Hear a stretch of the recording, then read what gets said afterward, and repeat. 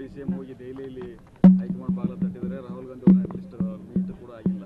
ಎಲ್ಲೋ ಒಂದು ಕಡೆ ಸಿಎಂ ಕುರ್ಚಿ ಬದಲಾವಣೆ ಆಗುತ್ತೆ ಅನ್ನೋ ಒಂದು ಚರ್ಚೆಗಳು ಏನು ನೋಡ್ರಿ, ಇವೆಲ್ಲ ಹೂವಾಪೂವಗಳು.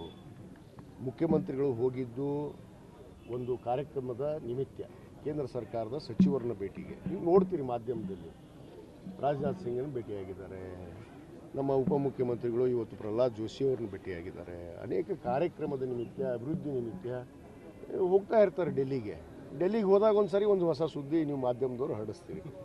ಏನು ಮುಖ್ಯಮಂತ್ರಿ ಬದಲಾವಣೆ ಅವ್ರು ಬರ್ತಾರೆ, ಇವ್ರು ಬರ್ತಾರೆ, ಹೂವಾಪೂವಗಳು ಇವೆಲ್ಲ. ಅದೇನೂ ಆಗೋದಿಲ್ಲ. ಅದು ಆಗೋ ಟೈಮ್ಗೆ ಆಗುತ್ತೆ. ಏನು ಆಗಬೇಕು ಅದು ಆಗೇ ಆಗುತ್ತೆ. ಅದನ್ನು ಯಾರು ನಿಲ್ಲಿಸೋಕೆ ಆಗೋದಿಲ್ಲ.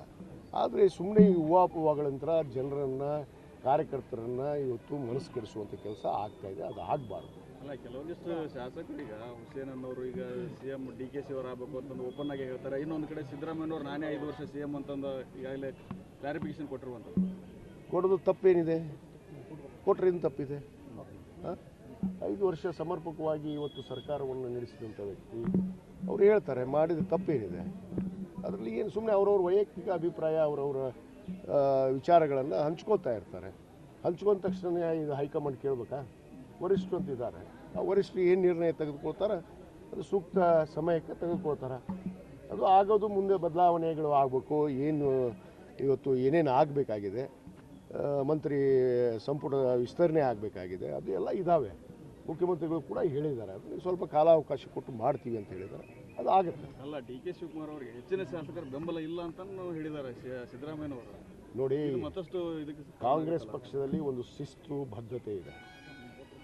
We believe in high command, V trust in high command. What ever high command says V listen. All the MLAs. ಇವತ್ತು 140 ಜನ ಆಗಿರ್ಬೋದು, 150 ಜನ ಶಾಸಕರಿರ್ಬೋದು. ಆ ಬದ್ಧತೆ, ಶಿಸ್ತು ಯಾವ ಪಕ್ಷದಲ್ಲಿ ಕಾಣ್ತೀರಂದ್ರೆ ಅದು ಕಾಂಗ್ರೆಸ್ಸಲ್ಲಿ ಮಾತ್ರ. ಹೈಕಮಾಂಡ್ ಏನು ಆದೇಶ ಕಳಿಸುತ್ತೆ ಆ ಆದೇಶದಂತೆ ನಾವು ನಡೆಯುವಂಥದ್ದು. ಅದರಲ್ಲಿ ಏನೇನೂ ಬದಲಾವಣೆ ಆಗೋದಿಲ್ಲ. ಯಾರ ಬೆಂಬಲ, ಈ ಮತದಾನ, ಇದೇನು ಚುನಾವಣೆನಾ? ಏನು ಚುನಾವಣೆ ಮಾಡೋಕ್ಕೆ, ಸಾರ್ವಜನಿಕ ಚುನಾವಣೆ ಮಾಡೋಕ್ಕೆ ಕೊಟ್ಟಿಲ್ಲ. ಇದು ಹೈಕಮಾಂಡ್ ನಿರ್ಧಾರ ಮಾಡುವಂಥದ್ದು. ಅದನ್ನು ಮಾಡುತ್ತೆ. ರಾಜ್ಯಾಧ್ಯಕ್ಷರ ಬದಲಾವಣೆ. ಇನ್ನಷ್ಟು ಅಪ್ಡೇಟ್ಗಳಿಗಾಗಿ ಫಾಲೋ ಮಾಡಿ ವಿಜಯ ಧ್ವನಿ ನ್ಯೂಸ್.